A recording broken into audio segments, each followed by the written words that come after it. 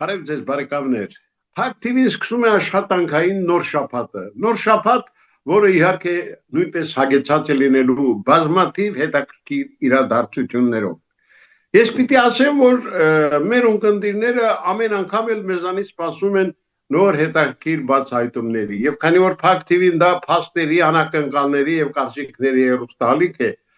այն չի կարող անտարբեր անցնել այն ամենի կողքով, ինչը այսօր շատ կարևոր է մեր եւ մեր ունկնդիրների համար։ Սիրելի բարեկամներ, այսօր աշխատանքային նոր շաբաթը մենք սկսում ենք մի անձնավորության հետ, ում իհարկե դուք լավ ճանաչում եք։ Քաղաքագետ ազգային ժողովրդավարական բևեռի խորհրդի անդամ Գարեգին Չուքազյանն է մեր տաղավարում։ Բարև ձեզ, պարոն Չուքազյան։ Բարև ձեզ, ինչպե՞ս եք։ Լավ, շնորհակալ եմ եւ հույս ունեմ, որ արդեն մեր հաջորդ հանդիպումը Երևանում կկայանա, բայց դա չի խանգարի, որ այսօր մենք նորից հերթական, այսպես անկեղծ ու բաց զրույց վարենք Մոսկվայից ձեզ հետ։ Սիրելի բարեկամներ, ես ուզում եմ նաեւ ավելացնել, որ պարոն Չուքազյանի հետ մենք իհարկե հիմնականում ամփոփելու ենք անցած շաբաթվա կարևոր իրադարձությունները, բայց առաջին հարցս այսպեսին է ուղղված պարոն Գարեգին Չուքազյանին։ Վերլուծաբաններից շատերը ասում են, որ քաղաքական ռեպրեսիաներին նոր թափ է հաղորդում հենց ինքը, վարչապետը, որքանով եք դուք համամիտ այդ գաղափարի հետ եւ արդյոք այն համապատասխանում է իրականությանը։ Երևի մենք պիտի սկսենք մեր խոսակցությունը երեկվա դատավարությունից, փաստորեն Սրբազան Աջապահյանին 2 տարի բանտարկության են դատապարտել, դա իհարկե քաղաքական հետապնդման դասական օրինակ է, շինծ ու մեղադրանքով եւ փաստորեն մենք չենք կարող նկատի չունենալ, որ այդ ամեն ինչը արվում է նախընտրական տարում եւ որոշակի նպատակներով, բայց ես կուզեի ավելի ընդգծենք այս գործի նշանակությունը, քաղաքական ավելի հնչեղությունը, որովհետև այստեղ ոչ միայն այստեղ մի քանի շերտեր կա, սա բացառիկ պատմություն է իհարկե, ոչ միայն Հայաստանի համար, այլև համաշխարհային իմաստով, եթե նայենք աշխարհում կրոնական գործիչների, հոգևորականների ձերբակալությունների դեպքեր, եթե նայենք ամբողջ աշխարհում վերջի ասենք 10 տարվա ընթացքում կտեսնենք, որ եղել են դեպքեր ֆինանսական խախտումների կամ սեռական ինչ-որ հարցերի հետ կապված ձերբակալությունները եղել են տարբեր երկրներում, բայց խոսքի ազատության հետ կապված արտահայտվելու նման բան որևիցե երկրում չի եղել։ Եվ սա կրոնական ազատությունների այնպիսի բացառիկ խախտման օրինակ է նաև, որ ես կարծում եմ շատ մեծ աղմուկ է ստեղծելու ամբողջ աշխարհում։ Հիմա եթե նայենք ներհայաստանյան հետևանքների իմաստով, ապա կարող ենք արձանագրել, որ շատ վտանգավոր նշան է, որովհետև այստեղ ոչ միայն ասենք հոգևորականի ձերբակալությունը, այլև խոսքի ազատության այս սահմանափակումները, որոնք որ փաստորեն նոր օրենքով ինչ-որ նոր օրենքներ են անցկացրել, շատ վտանգավոր իրավիճակներ են ստեղծելու ոչ միայն հոգևորականների, այլ առհասարակ որևիցե քաղաքական ընդդիմության համար։ Հետևանքները շատ վտանգավոր են եւ իհարկե սպասելի են, այսինքն այն, որ Նիկոլ Փաշինյանը իշխանության գալուց հետո ոչ մի կերպ չփոխեց այն սահմանադրական վիճակը, սահմանադրության հետ կապված խոստումները, անգամ այդ քաղաքացիական պայմանագիր անվանումը,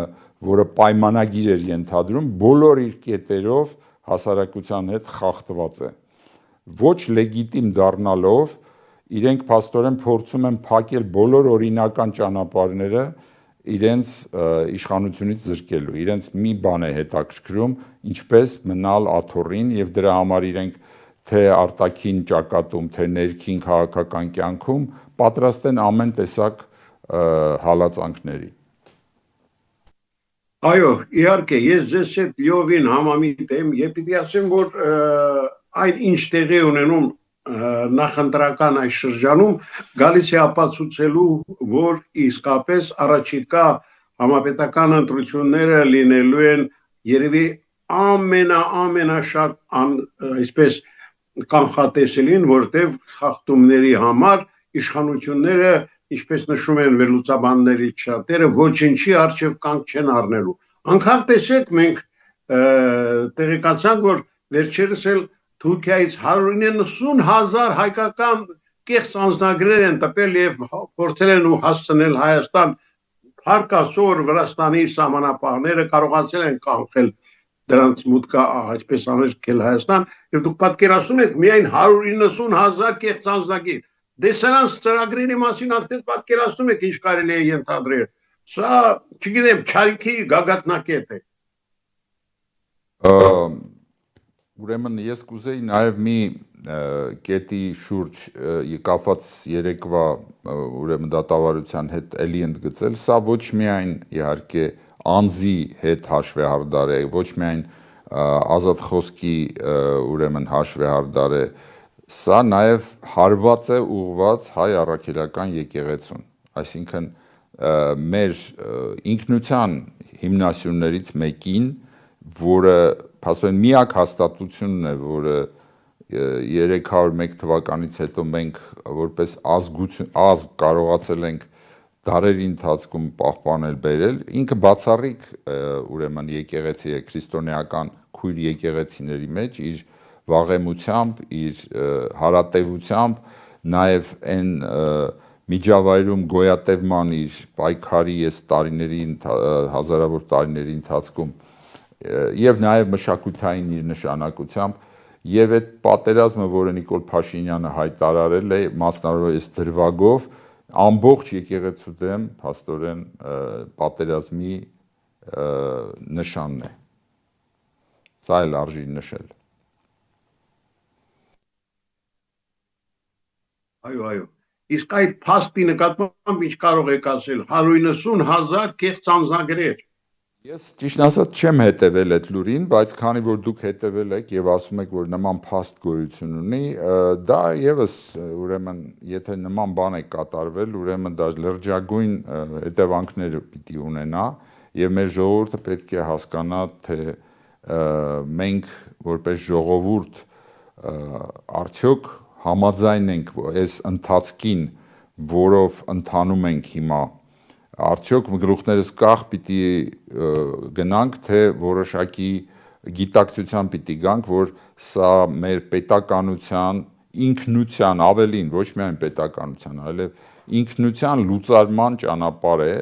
եւ այդ լուծարման հանձնաժողովը, որ ստեղծել են, հիմա փաստորեն աշխատում է լայն թափով եւ մենք պիտի հասկանանք, որ ինչպես սնանկացած բիզնես ընկերություններին երկու բան է սպառնում, երկու ճանապարհ կա, մեկը լուծարումն է, ամբողջ ուրեմն բիզնես նախագծի, որը եւ իրենք հայտարարել են, չէ, որ 4-րդ հանրապետություն են ստեղծում, այդ անվան տակ լուծարվում է փաստորեն մեր պետականությունը եւ նաեւ ինքնության լուծարման ճանապարհն են ընտրել, կամ մենք հասկանում ենք, որ այո, սնանկացած նախագիծ է այսօր մեր վիճակը, այո, սնանկացման բոլոր նշանները ցույց է տալիս, բայց կան փորձ, երբ որ սնանկացած ընկերությունների մեջ առանձնացնում են կենսունակ մասը, փոխում են մենեջմենթը ընկերության եւ նոր ընկերություն են ստեղծում, որը որոշակի շարունակականություն ունի նախորդից։ Հիմա այն, որ մենք վերջի 30 տարում բազմաթիվ տարբեր իշխանություններ, բազմաթիվ սխալներ, կոպիտ հանցագործություններ, ինչ ասես եղել է մեր 30 տարվա ընթացքում, հասել ենք այս կետին, մենք պիտի հասկանանք, որ կամ մենք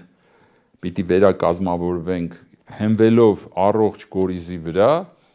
կամ իսկապես մեզ սպառնում է այդ լուծարման ճակատագիրը։ Երկուսից մեկը, երրորդ չկա։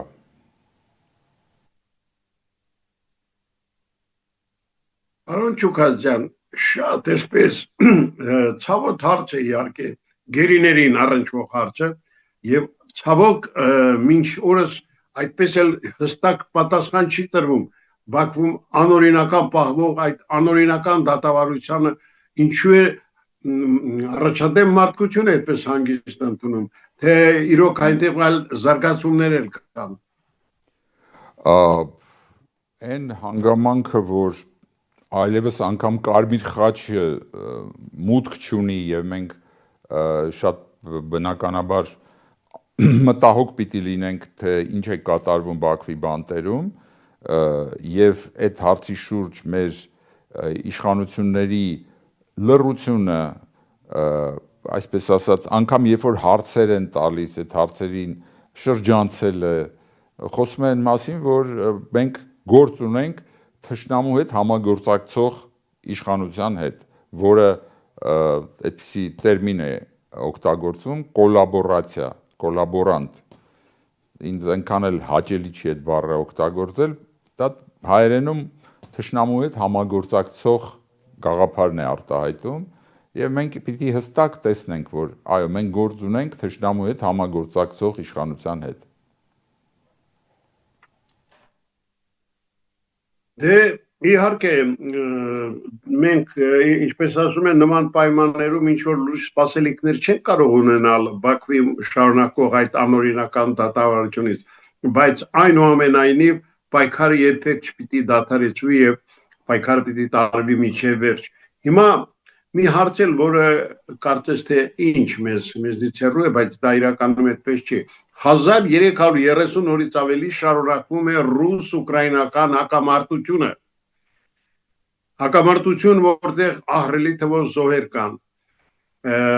Ոչ ոք չի կարողանում այդ պատերազմը կանգնեցնել, անգամ Տրամփը, որ սկզբից հայտարարում էր, որ ընդամենը մի քանի շաբաթում այդ հարցը կլուծի, բայց մենք տեսնում ենք, որ այն դեռ շարունակվում է եւ պարզ չի թե դեռ որքան էլ կշարունակվի։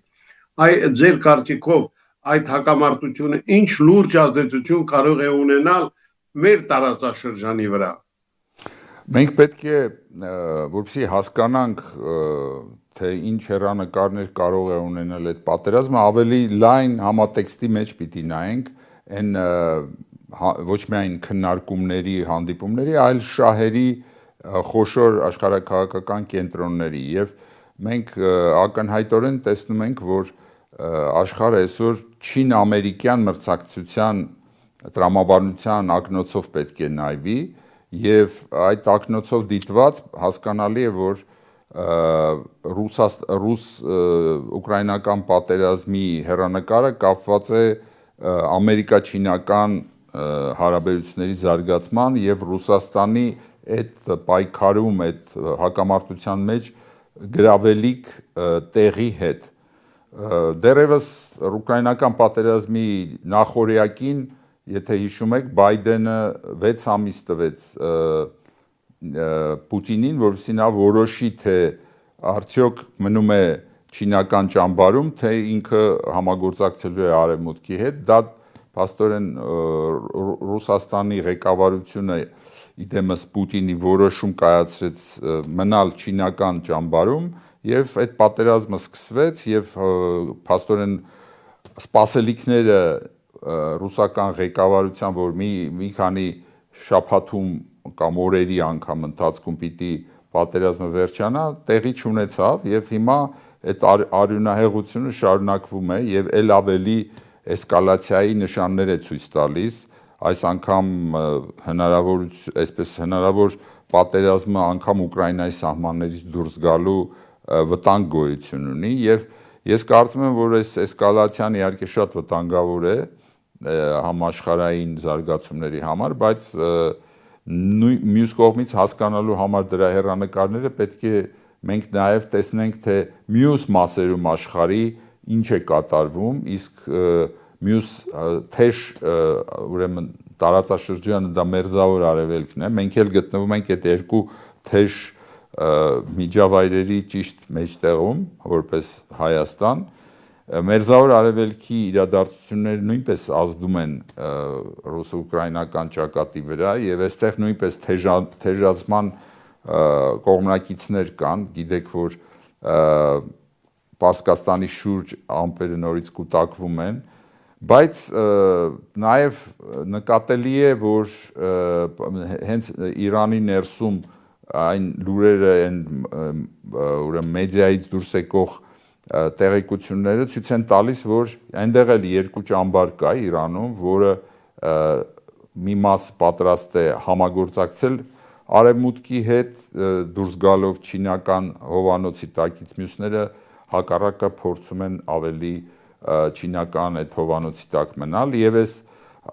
սա նույնպես ազդելու է ընդհանուր զարգացումների վրա։ Հիմա սպասելիքը որն է ամենայն դեպս առաջիկա, ես մոռացա ասեմ, որ Իսրայելի հետ կապված, Պաղեստինի հետ կապված, Գազայի նկատի ունեմ հետ կապված ընդամենը կարճ 3 օրվա ուլտիմատում է տրված եւ այնտեղ էլ սպասվում են արագ որոշումներ, այս բոլորը մեծ անորոշություններ է ստեղծում ամբողջ աշխարհում եւ հիմա եթե փորձենք հասկանալ այս բոլորը ինչի հետևանք է, ես կարծում եմ, որ մեր քաղաքակրթությունը, մարդկությունը ներկայումս նոր փուլ է մտնում եւ այդ փուլի հետ կապված նոր տնտեսական, տեխնոլոգիական ահռելի փոփոխությունների շեմին է գտնվում, առաջիկա 10 տարիները լինելու են այսպես ջրերը բարձրանալու են ամբողջ աշխարհում եւ մեր ժողովուրդը պետք է հասկանա, որ այդ ջրերի բարձրացման մեջ իր նոյան տապանը պետք է կարողանա ինքը կառուցի, որևիցե մեկին չսպասելով եւ ցավոք սրտի մեծամասնության մոտ դեռ գերիշխում է պատերազմից առաջացած այդ ընկճախտը եւ անհուսությունը, որը ես կարծում եմ բացարձակապես անառողջ զգացողություն է, մենք մեր ճակատագրի տերը պետք է լինենք, մեր այն հարվածները, որ ստացել է մեր ժողովուրդը, մենք պիտի կարողանանք դրան վերաբերվել որպես մի մարտահրավեր, որից մենք պետք է ավելի այսպես իմաստացած դուրս գանք, կարողանանք համախմբվել այն գաղափարների դարերից եկող այն իմաստության շուրջ, որը մեզ բերել հասցրել է այսօրը եւ մեր սերունդը, որը կամ սերունդները, որ հիմա ներկայումս ապրում են, մեծ պատասխանատվություն ունեն այն ժառանգության հանդեպ, որը մեր պապերից մեկ փոխանցվել է։ Լինի դա մեր ֆիզիկական երկիրը եւ առավել լինի մեր այն հոգեվոր ուրեմն ռելիեֆը, որը փոխանցվել է մեզ մեր պապերի կողմից։ Դա շատ հստակորեն պիտի լինի այն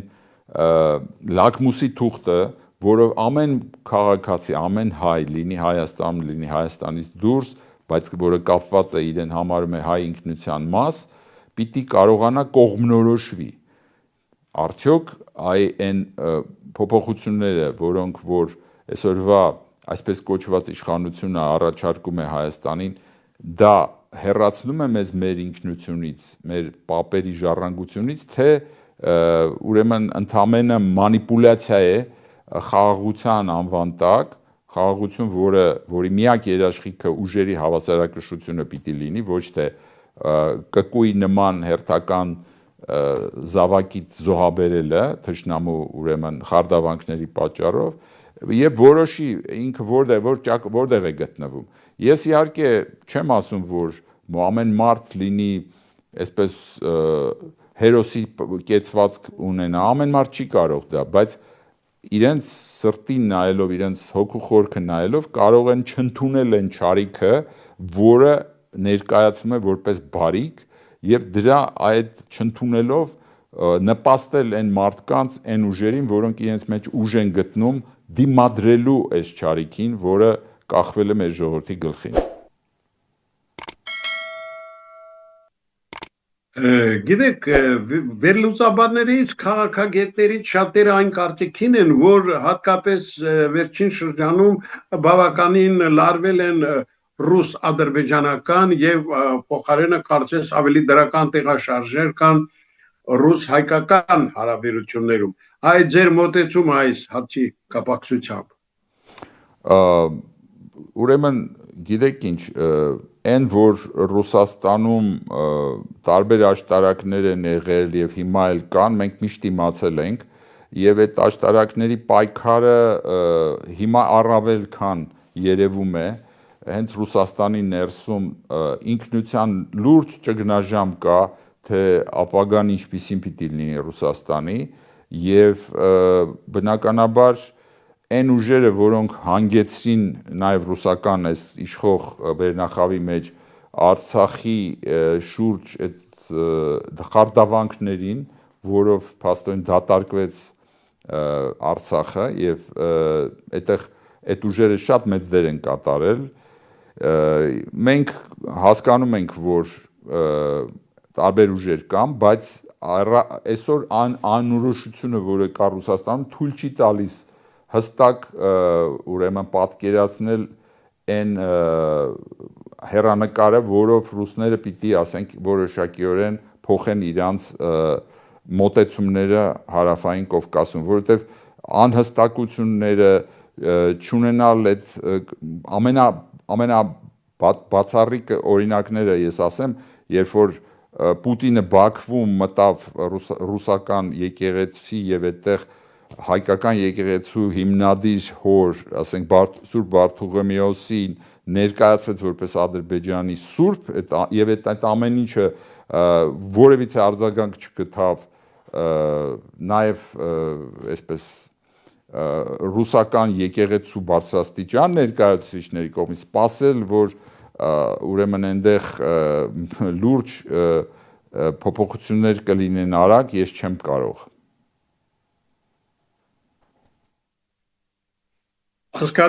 Հասկանալի է։ Դե ինչ որ է, մենք ինչպես ասում են, պիտի այսպես զինվենք համբերությամբ եւ այսպես գալիքին նայենք ավելի վստահ, ավելի այսպես լավ երանգներով։ Ասացեք խնդրեմ, դուք հավատում եք, որ այնուամենայնիվ այս առաջիկա ընտրություններից հետո իսկապես Հայաստանը կարող է որոշ դրական տեղաշարժ ունենալ։ Հայաստանում ընտրությունների պատմությունը այս վերջի 30 տարվա ցույց է տալիս, որ դեռ չի եղել մեկ դեպք, երբ որ ընդդիմադիր ուժերը կարողանան ընտրություններով իշխանության գալ։ Այդպիսի դեպք չի գրանցված։ Սպասել, որ հիմա դա կգրանցվի, ես չեմ կարող, հավանականությունը շատ ցածր եմ համարում, չնայած երևի ինչ որ հավանականություն պիտի թույլ տանք, որ ուրեմն որպես հնարավորություն լինի, բայց եւ ինչ որ ուժեր կան, որոնք դեռ հավատում են, որ այդ ճանապարհով կարող է փոփոխություններ լինել, սակայն նախընտրական տարին քաղաքական ակտիվության եւ գիտակցության բարձրացման հնարավորություններ է ստեղծում եւ դրանից չօգտվել չի կարելի, ես կարծում եմ։ Այդ իմաստով հնարավորություններ են բացվում, որպեսզի դիմադրության ճակատ ստեղծվի Հայաստանում եւ այդ դիմադրության ճակատի շուրջ դուք երևի նկատում եք, որ հանդիպումներ, քննարկումներ, հայտարարություններ են համատեղ հնչում, փոքր քայլերով փաստորեն այդ կոնսենսուսային դաշտ է ստեղծվում այն ուժերի, որոնք փաստորեն լինելով ազգային ուժեր գիտակցում են, որ առանց լայն համախմբման կոլաբորանտ իշխանություններից, թշնամու հետ համագործակցող իշխանություններից ազատվելու այլ հնարավորություն չկա։ Գիտեք, ես ուզում եմ մի հարցի մասին էլ խոսենք։ Վերջին շրջանում այդ հարցը շատ է այսպես շահարկում, խոսքս կլոր սեղան երևույթի մասին է։ Ինչ է այն իրենից ներկայացնում։ Ես գիտեմ, որ ձեր կառույցի ներկայացուցիչներն են մասնակցում այդ կլոր սեղանի հավաքներին։ Խնդրեմ մի քանի խոսքով, եթե կարելի է այդ մասին էլ եւ արդյոք դա կարող է նպաստել մեր միավորմանը։ Ես կարծում եմ, այո, դա շատ կարևոր նախաձեռնություն է, որովհետև դա թույլ է տալիս քայլ առ քայլ լայնացնելու այդ ուժերի այսպես համագործակցությունը, այդ համագործակցության հարթակը սկսվեց փաստորեն Ալիևյան ճնշումների տակ սահմանադրական փոփոխությունների քննարկումից եւ անկախության անկախության մեր ուրեմն ծննդյան փաստաթղթի պաշտպանությամբ եւ շատ հետաքրքիր քննարկում էր, որի շուրջ ընդունվեց հայտարարություն։ Հիմա դրանից հետո եղել է եւս մեկ հայտարարություն եւ կապված հայտնի քաղաքական սպանության հետ, նաեւ հիմա այսօր տեղի կունենա հաջորդ քննարկումը, այս անգամ նվիրված հայ առաքելական եկեղեցու դեմ սանձազերծված հալածանքներին։ Սա նույնպես շատ կարևոր է։ Այս բոլոր քննարկումները փաստորեն նաև բերում են այն հստակեցման, թե սահմանադրության հետ կապված այն հանրաքվեն, որը սպասվում է Հայաստան, դրա դեմ լայն ճակատ ստեղծելով ոչ միայն այն ինչ որ պիտի առաջարկվի, այլև այն ինչ որ պիտի այլընտրանք լինի նման սահմանադրական փոփոխություններին, որովհետև թե առաքելական եկեղեցու հետ կապված հոդվածը գործող սահմանադրության, թե նաև հղումը անկախության հռչակագրին եւ այլն, այս այն հարցերն են, որոնք խորքային ինքնության հետ են կապված, մյուս կողմից հասկանալի են մեր ժողովրդի համար, որովհետև խոսել այսպես abstract վերացական սահմանադրության մասին մեր ժողովրդի մեծ մասը դրանով կարող է եւ չհետաքրքրվի, բայց երբ որ խոսում ես այդ ինքնության հարցերի հետ կապված մեր ապագայի հարցերի հետ եկեղեցու նկատմամբ վերաբերմունքի շատ ավելի հասկանալի է դառնում ժողովրդի համար, որ այդ ամեն ինչը եւ սահմանադրությունը եւ սահմանադրականությունը ես երկուսը տարբերենք, որովհետեւ կան երկրներ, որոնք սահմանադրություն չունեն, բայց սահմանադրական են, որովհետեւ այդ երկրներում ձևավորված առնվազն երկու բևեռ մեկը մյուսին հավասարակշռելով հնարավորություն է տալիս, որ երկիրը ազատ զարգանա։ Մեր երկիրը ցավոք սրտի այս 30 տարում չձևավորվեցին երկու այնպիսի բևեռներ, որոնք որոշակի համաձայնության ունենային մեր երկրի եւ ինքնության ապագայի հիմնարար հարցերի շուրջ։ Այսօր ամենահիմնարար հարցերի շուրջ Հայաստանում փաստորեն հակամարտություն է սկսվել եւ դա կապված է մեր երկրի ապագայի հետ, մեր սերունդների ապագայի հետ, իրենց հոգևոր արժեքային ապագայի հետ, իրենց բարեկեցության, նյութական, տեխնոլոգիական ապագայի հետ։ Այս ամբողջը կապված է այս տարվա ընթացքում մենք պիտի կարողանանք զուլալել, բերել այնպիսի վիճակի, որ մի կողմից հասկանալի լինի ժողովրդին, թե այդ այսինքն համագործակցության հարթակը եւ այդ դիմադրության հարթակը, որը ստեղծվում է, ինչ այլընտրանք է առաջարկում, ոչ միայն մի կողմից անպայմանորեն քննադատելով ուրեմն առաջարկվածը, որը կոչվում է պայմանականորեն 4-րդ հանրապետություն, որովհետև դա էլ է ֆիկցիա, արդեն թիվը անգամ ֆիկցիա է, թե մենք կարելի ասել հանրապետություն ենք ունեցել, որի իրավաժառանգորդ պիտի դառնայինք, բայց չգիտես ինչի ֆիկտիվ երկրորդ հանրապետությունը, որը որևէ այսպես միջազգային իրավունքով որևիցե իմաստ չուներ, դարձավ մեր համար ինչ որ թիվ, հիմա էլ երրորդ, հետո էլ չորրորդը։ Հիմա այս բոլորը կարիք ունի ավլելու էս մեր ուղեղի, մեր գիտակցության, գաղութացված գիտակցության մեջ մենք պիտի հստակություն ունենանք, թե ով ենք մենք, երբ ենք ծնվել, մեր ծնունդը երբ է տեղի ունեցել, ժամանակակից ծնունդը, եւ այդ ծննդյան հավատարիմ լինենք այդ ծննդյան վկայականին, որը սկսվել է Սարդարաբադի դիմադրությամբ, մեր ժողովրդի, այսինքն մենակ կանգնելով եւ դիմադրելով մենք ծնել ենք մեր հանրապետությունը։ Դրանից հետո դաշնակիցներ են եղել եւ այլն, միշտ կարեւոր է դա, բայց նախ եւ առաջ դու քո եսը պիտի հստակեցնես, դու ով ես։ Իսկ երբ որ այս բոլոր կարմիր գծերը խառնվել են իրար, հա, հիմա այսպես պատրաստ են ամեն տեսակի գույն ընդունել այս քամելեոն իշխանությունները, միայն թե իրենց աթոռներին մնան, դա զրկում է որևիցե իմաստից հայկական պետականությունը, որովհետև եթե պետականությունը չունի այդ ներքին ինքնիշխանությունը, առանց այդ ինքնիշխանության այդ ամբողջ այսպես ադմինիստրացիա է, ընդամենը օտարի ձեռքին եւ տվյալ դեպքում նաեւ թշնամական օտարի, լրիվ թշնամական օտարի օրակարգին ծառայող մենք փաստորեն ադմինիստրատիվ ինչ որ կառույցներ ենք պահում։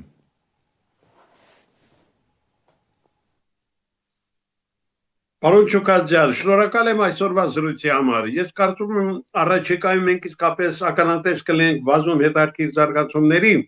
եւ դուք էլ որպես մեր ծրագրի լավագույն բարեկամ միշտ մեզ մոտ սպասվող հյուրեր եք լինելու։ Այնպես որ ընդունեք իմ առաջարկը եւ առաջիկա համագործակցության այսպես մեծ այսպես ցանկությամբ ուզում եմ որ մեր բարեկամությունը ձգեցի շարունակվի։ Պարոն Ղուշյան, ես որպես ավարտող այդպես նոտա ես կուզեի ասել, որ թվում է թե այս փոթորկուն ծովում միջազգային անորոշությունների մեջ այսպես անպամած, հեռանկար չունի մեր ժողովուրդը, այդպես չի։ Այդ ամբողջ անորոշությունների մեջ կան մեծ հնարավորություններ մեր ժողովրդի իսկապես բարեկեցիկ նաև խաղաղ, բայց խաղաղ հենվելով ուժերի ճիշտ հաշվարկի եւ հավասարակշռության վրա եւ ոչ թե մեր ժողովրդին մանիպուլյացիաների ենթարկելու այդ հնարավորությունները բացվելու են շատ արագ, բացվելու են, որովհետեւ համաշխարհային այս վիճակը չի կարող անվերջ շարունակվել, որոշակի նոր աշխարհակարգ է ստեղծվելու եւ այդ աշխարհակարգի մեջ հայ ժողովուրդը շատ կարեւոր միջքաղաքակրթական դեր է կատարելու։ Այսօր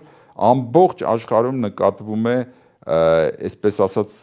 դրական պահպանողական ուժերի ալիք բարձրացող, որոնք հասկանում են, որ այդ ցոփ ու շվայտ կյանքի վայելքների այսպես հաճույքներին տրվելով, կոմֆորտի մասին միայն մտածելով, նյութական միայն խնդիրներ լուծելով, մարդկությունը լրջագույն ճգնաժամի առաջ է կանգնում եւ արժեքների հարցը, նաեւ քրիստոնեական արժեքների հարցը ամբողջ աշխարհում նորից կարեւորություն է ստանում։ Մենք պետք է կարողանանք որպես ժողովուրդ, ելի եմ ասում, լինելով քաղաքակրթությունների այսպես ճեղքվածքի վրա ապրող, մենք միշտ կատարել ենք կապող օղակի դերը եւ դրա այն պահերին, երբ որ մեր առաքելությանը հավատարիմ ենք մնացել, մեր թե բարեկեցությունն է աճել, թե պետականությունն է զարգացել եւ այլ։ Իսկ երբ որ հակառակ սկսել ենք փաստորեն մոռանալ այդ արժեքները, մեր առաքելությունից հեռանալով փաստորեն որևիցե ուժ չենք կարողացել դրանից հետո ստանալ։ Դրա համար ընդամենը չունենալ այդ ինքնությունը, չունենալ այդ արժեքները այս աշխարհի այս պահին, այդ դրոշը պետք է բարձրացնի հայ ժողովուրդը, պահպանողական, քրիստոնեական արժեքների դրոշը։ Շնորհակալ եմ, լավ եղեք։ Սիրելի բարեկամներ, հիշեցնեմ, որ մենք այսօր հյուրընկալել ենք